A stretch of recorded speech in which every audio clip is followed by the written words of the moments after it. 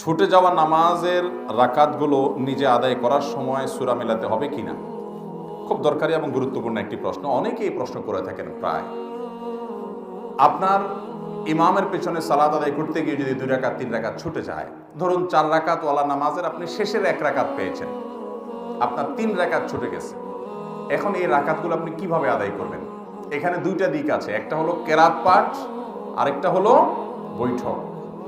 এই বৈঠক এবং সূরা ফাতিহার সাথে অন্য সূরা মিলানো, এগুলো আপনি কিভাবে করবেন? সূরা ফাতিহার সাথে অন্য সূরা মিলাবেন কি মিলাবেন না, এবং বৈঠক কোন হিসাবে করবেন, এটার উত্তরে আমরা বলবো বৈঠকের বিষয়টা খুবই সহজ।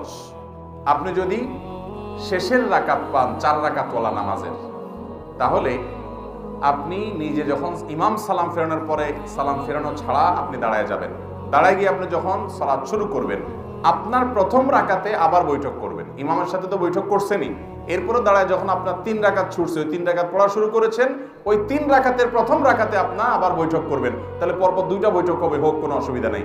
কারণ আপনার এই প্রথম রাকাতটা মূলত আপনার জন্য দ্বিতীয় রাকাত, কারণ 1 রাকাত ইমামের সাথে পেয়েছেন, আরেকটা একা একা পড়ছেন, তাহলে এটা কত নম্বর রাকাত হলো? দ্বিতীয় রাকাতে বৈঠক করতে হয়, সেই হিসেবে আপনি এখানে বৈঠক করবেন। তাতে 2 বৈঠক হোক, সমস্যা নেই। প্রথম বৈঠকটা হলো ইমামের অনুকরণ করতে গিয়ে ইমাম যেহেতু বসছে, আপনি দাঁড়াতে পারেন না, সেজন্য বাধ্য হয়ে বসেছেন। এটা হলো আপনার মূল বৈঠক, যেটা আপনি একাকে আদায় করছেন। তাহলে বৈঠক কোথায় করবেন বুঝতে পেরেছেন তো? আর বাকি তৃতীয় রাকাতে, অর্থাৎ 1 রাকাত ইমামের সাথে পেলেন, নিজে একাকে 1 রাকাত পড়লেন, নিজে একাকি পরবর্তী রাকাতে আপনি তো বৈঠক করবেন না, কারণ এটা 3 নম্বর রাকাত। আর শেষের রাকাতে বৈঠক করতেই হবে, কারণ সেটা 4র্থ রাকাত।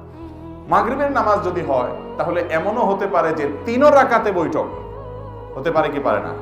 কেউ যদি মাগরিবের শেষের রাকাত পায়, তাহলে ইমামের সাথে বৈঠক তো করতেই হবে। তার 2 রাকাত ছুটছে, তাহলে সেই 2 রাকাতের প্রথম রাকাতে আবার বৈঠক করা লাগবে কি লাগবে না? কেন লাগবে? কারণ সিরিয়ালে এটা কত? দ্বিতীয়। তা দ্বিতীয় হওয়ার কারণে বৈঠক করতে হবে। তাহলে একবার ইমামের সাথে বৈঠক করছে, ওইটাতে বৈঠক করার কথা ছিল না প্রথম রাকাত, কিন্তু যেহেতু ইমামের সাথে ছিল, এই জন্য বৈঠক করতে হয়েছে। আবার নিজের প্রথম রাকাতে বৈঠক করেছে, কারণ সিরিয়ালে দ্বিতীয়। আর শেষের রাকাত আর রাকাত আছে একটা ইমামের সাথে পাইছে, একটা নিজে নিজে বৈঠক করছে, আর একটা রাকাত আছে 3 রাকাত। তাহলে 3 নম্বর রাকাতে বসতেই হবে। তাহলে মাগরিবের 3 রাকাতে বৈঠক হতে পারে, এমনও সিস্টেম হতে পারে। তাহলে বৈঠকের বিষয়টা ক্লিয়ার, ঠিক আছে?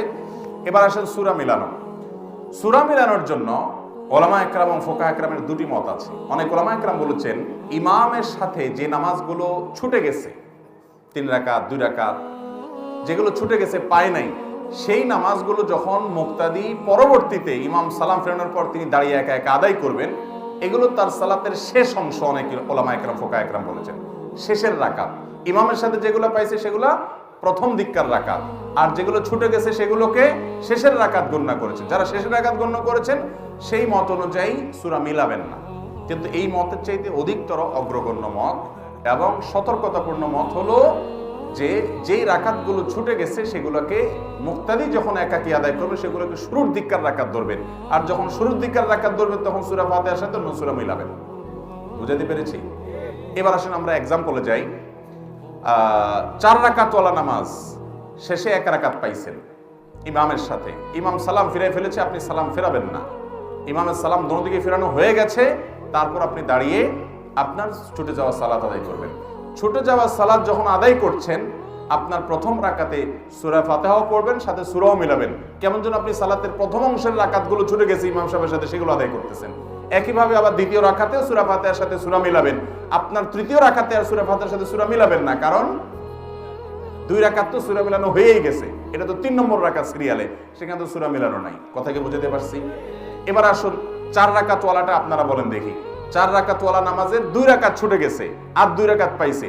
তাহলে ইমামের সালাম ফেরানোর পর দাঁড়ায় যখন 2 রাকাত পড়বে, সেই 2 রাকাতে সূরা ফাতিহার সাথে সূরা মিলাবে না মিলাবে না? কেন মিলাবে? কারণ কেরাত ওয়ালা 2 রাকাত তার ছুটে গেছে, সূরা ফাতিহার সাথে সূরা মিলানো 2 রাকাত তার ছুটে গেছে। তাছাড়া ওই 2 রাকাত তার নামাজের যেগুলো সে পরে আদায় করতেছে, এটা নামাজের প্রথম অংশ ধরা হচ্ছে, যার কারণে সাথে সূরা মিলাবে।